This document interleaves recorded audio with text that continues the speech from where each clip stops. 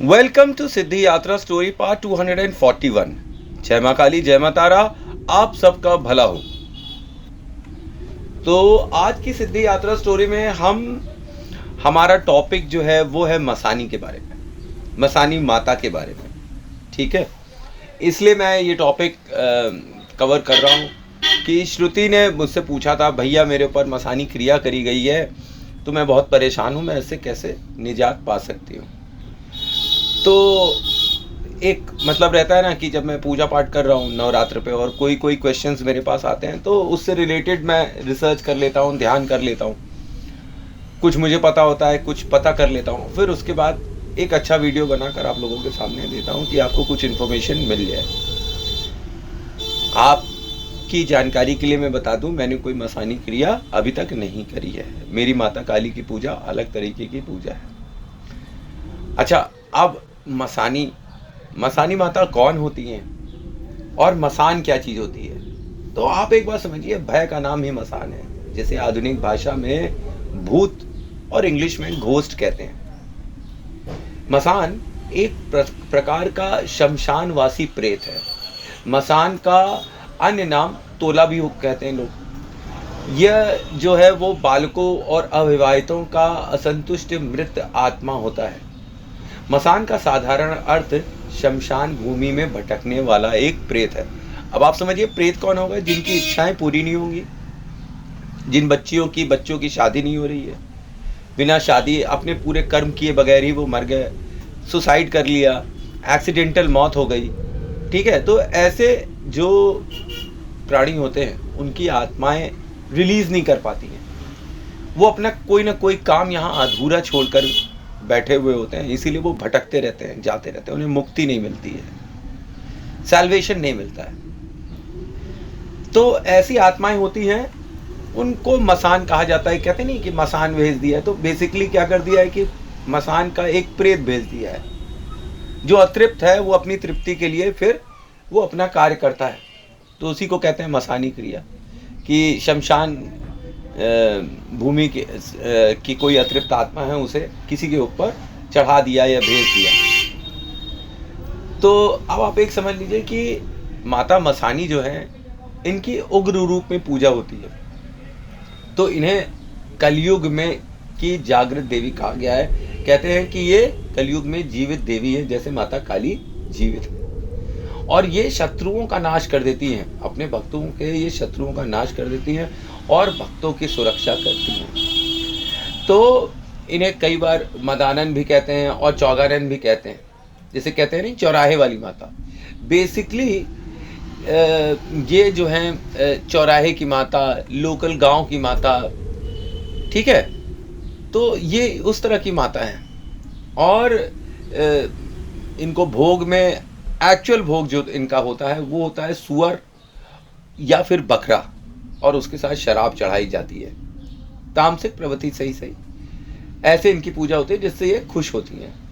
अच्छा, ये ऐसा क्यों होता है कि इनको क्या कहते हैं, सुअर चढ़ाया जाता है और शराब चढ़ाया जाता है, भोग चढ़ाया जाता है? और क्या ये केवल तामसिक प्रक्रिया द्वारा ही सिद्ध करी जा सकती है या खुश करी जा सकती है? नहीं, ऐसा नहीं है। सात्विक माध्यम से भी माता प्रसन्न होती है। बेसिकली मसानी माता जो थी, वो एक कहानी कही जाती है कि दुर्गा माता की लड़ाई जो है अमरोहा नाम के राक्षस से हो रही थी। तो ये अमरोहा नाम का राक्षस माता से 5000 साल तक लड़ता है।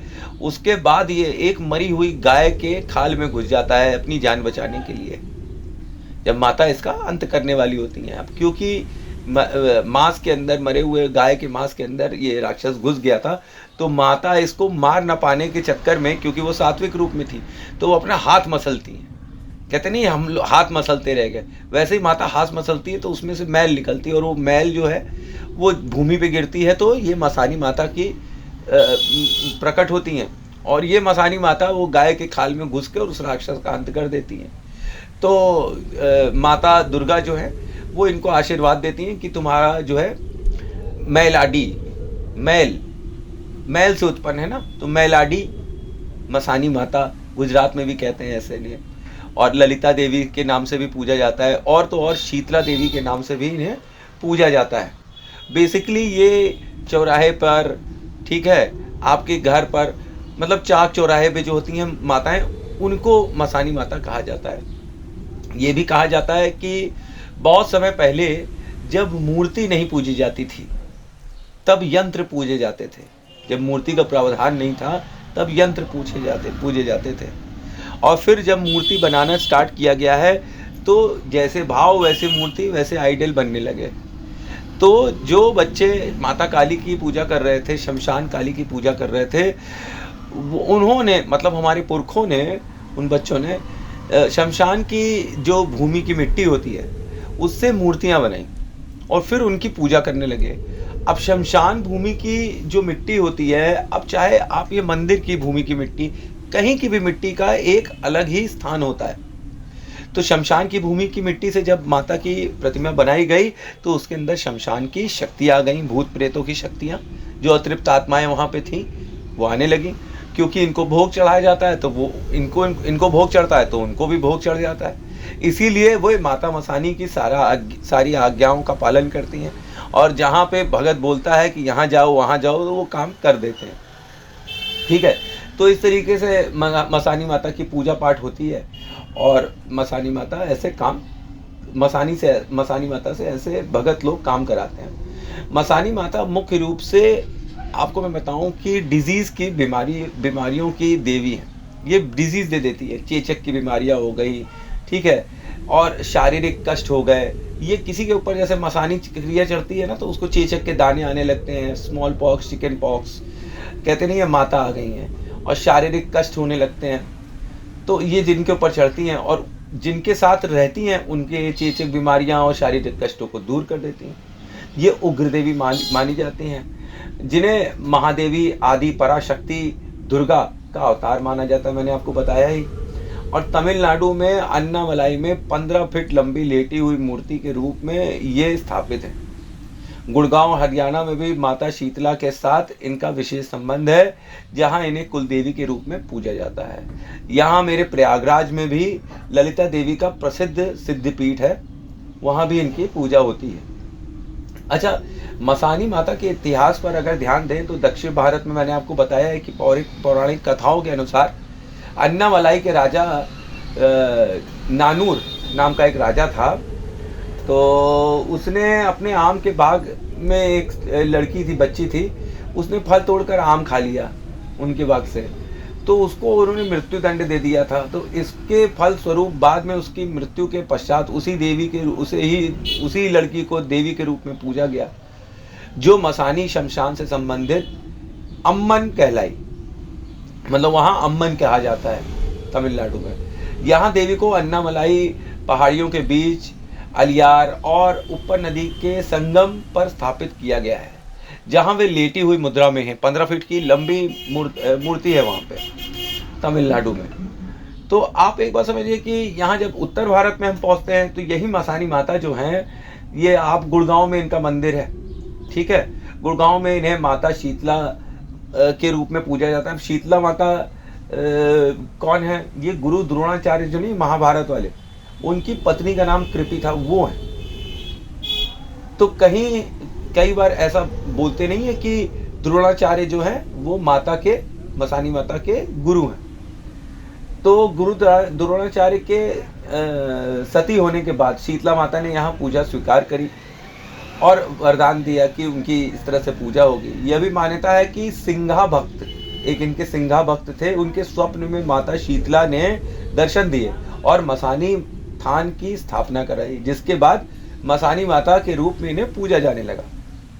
अच्छा, अब आप शक्तिपीठ समझिए कि माता की आराधना बहुत ही कठिन भी है और आसान भी है। क्यों? शक्तिपीठ इनका कैसा होगा?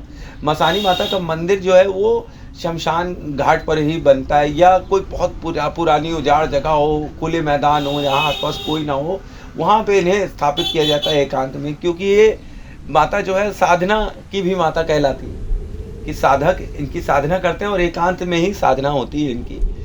और क्योंकि ये शमशान की देवी है तो शमशान में तो कोई रहता ही नहीं है, तो इसीलिए वीरानों की देवी है माता।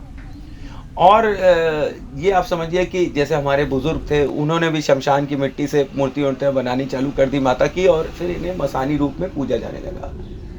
अब ये आप समझिए कि अगर मसानी माता को जागृत करना है, उन्हें जगाना है, तो जैसे कि कोई नेगेटिव क्रिया करी गई है, ऐसे लोग बोलते हैं जैसे, तो उसकी काट करने के लिए मंत्र होता है। तो ये मंत्र कुछ इस प्रकार है: ओम ह्रीं क्रीं ऐं मसानी महामाये भूत प्रेत बाधा नाशिनी किली किली फट स्वाहा। ओम ह्रीं क्रीं ऐं मसानी महामाये भूत प्रेत बाधा नाशिनी किली किली फट स्वाहा। ओम ह्रीं क्रीं ऐं मसानी महामाये भूत प्रेत बाधा नाशिनी किली किली फट स्वाहा। इस मंत्र का जाप जो है वो आप सिद्धि के लिए भी कर सकते हैं, ठीक है, और फिर अगर सिद्ध हो जाएंगी तो चला भी सकते हैं। तो अब ये डिपेंड करता है साधक पे कि कई लोग बोलते हैं कि इनकी 11,000 जाप करने पे ये जागृत हो जाती हैं, और 11 रातों में 11,000 बार आप करिए तो ये जागृत हो जाएंगे।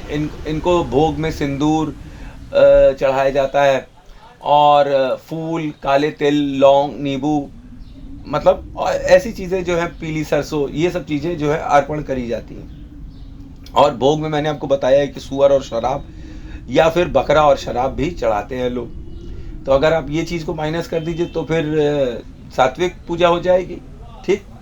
लेकिन माता क्योंकि मसान की माता है, तो ज़्यादातर माता जो है वो तामसिक क्रिया द्वारा ही खुश होंगी और आशीर्वाद देंगी। तो इस पूरी, मतलब आप समझ लीजिए, इस पूरी प्रक्रिया में पूजा पाठ की, जिसमें मसानी माता की पूजा होती है, खुश करा जाता है, जागृत किया जाता है या किसी पे चलाया जाता है, इसमें शमशान की मिट्टी, शमशान की राख, इसका बहुत महत्व होता है।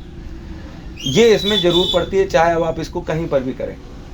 इसके बगैर माता की, मसानी की पूजा पूरी नहीं होती। शीतला माई जो है को मसानी माता भी कहा जाता है, और सेम टू सेम उसी तरीके से वो करती हैं। जैसे शीतला माई भी जो है वो चेचक और बीमारियों से शीतलता प्रदान करती हैं, उसी प्रकार से माता भी हैं।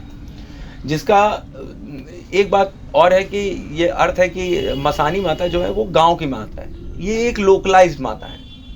जैसे अगर शहर में आ गए तो चौराहे पे जो पूजा हो रही है वो भी मसानी की ही पूजा हो रही है, क्योंकि चौराहे की ये रक्षक होती हैं, ठीक है। और ये जो है कई बीमारियों को शांत कर देने वाली होती हैं। बीमारियों से बेसिकली हेल्थ के लिए ये होती है, या तो ये हेल्थ बिगड़वा देती हैं, आपका कोई दुश्मन है, आपने उसके ऊपर छोड़ा हुआ है, मसानी क्रिया किया हुआ है, तो उसकी हालत ख़राब हो जाएगी। उसको एक मेन पॉइंट जो मैंने अपने उसमें देखा है वो ये कि जिसके ऊपर भी मसानी क्रिया होती है उसके पास से बहुत दुर्गंध आती है, और रह रह कर उसको भी दुर्गंध आती रहती है।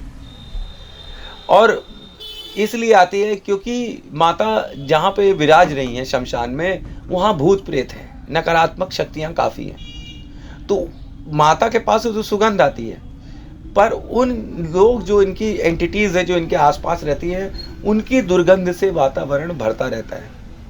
ये उग्र देवी हैं, तो इनकी जो पूजा पाठ होती है वो बड़ा सोच समझ कर करनी चाहिए कि बहुत उग्र देवी है और आप संभाल नहीं पा रहे हैं, तब आप क्या करेंगे, हैं? कोई आपसे गलती हो गई तो मसानी के पास कोई माफ़ी नहीं है। मसानी तो सीधे मुक्ति दे देगी, शमशान की देवी है, सीधे शमशान ले आएगी, मुक्त कर देगी। तो इसीलिए सोच समझ कर, विचार कर कर मसानी पूजा करनी चाहिए और उनकी सिद्धि करनी चाहिए। तो ये था मेरा एक सूक्ष्म विश्लेषण माता मसानी के ऊपर।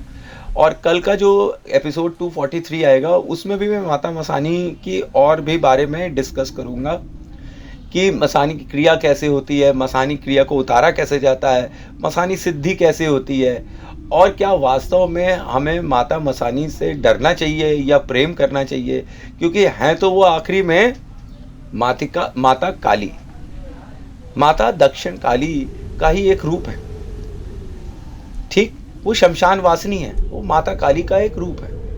तो एक शॉर्ट में बोलूँ तो जिसको माता काली की पूजा सूट करती है उनके लिए मसानी सिद्धि करनी चाहिए, और जो इनको सूट नहीं करती उन्हें भैया नहीं करनी चाहिए।